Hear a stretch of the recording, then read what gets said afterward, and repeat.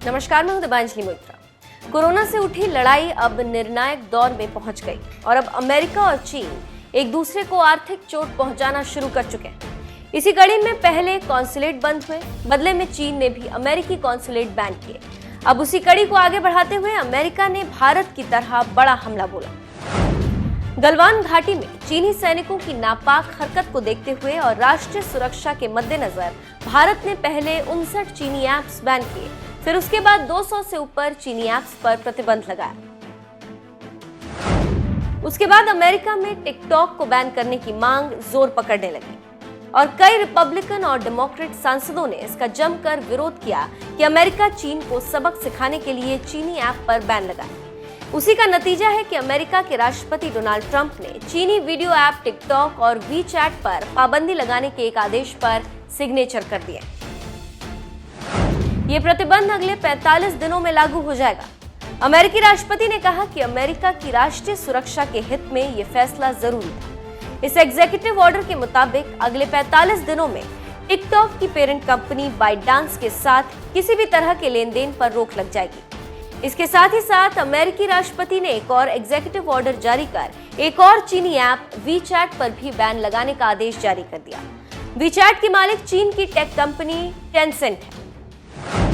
अमेरिकी राष्ट्रपति ने अपने दोनों आदेशों में कहा है कि उन्हें लगा कि सूचना और संचार तकनीक और सेवाओं की सप्लाई चेन से संबंधित राष्ट्रीय आपातकाल का सामना करने के लिए अतिरिक्त कदम उठाना बहुत जरूरी हो गया।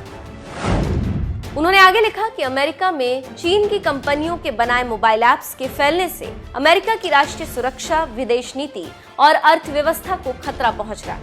ट्रंप ने दोनों ऐप्स को खतरा करार दिया। पूरी दुनिया में टिकटॉक के 50 करोड़ और अमेरिका में करीब 8 करोड़ यूजर्स हैं।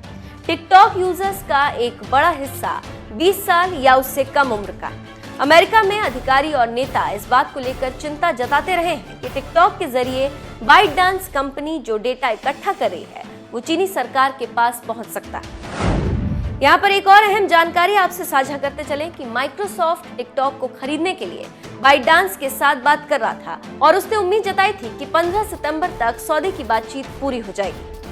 माइक्रोसॉफ्ट ने कहा था कि वो अमेरिका, कनाडा, ऑस्ट्रेलिया और न्यूजीलैंड के बाजार में टिकटॉक का अधिकार खरीदना चाहती।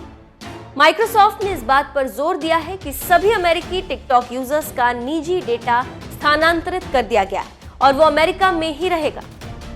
कानूनी जानकारों और टेक विशेषज्ञों की माने तो अब माइक्रोसॉफ्ट के पास काफी कम वक्त बचा है। अगर सौदा हुआ तो ठीक, नहीं तो प्रतिबंध तो लग गया। लेकिन बड़ा सवाल यह है कि अब चीन अमेरिका के खिलाफ क्या कदम उठाएगा, ये तो आने वाले दिनों में ही पता चलेगा।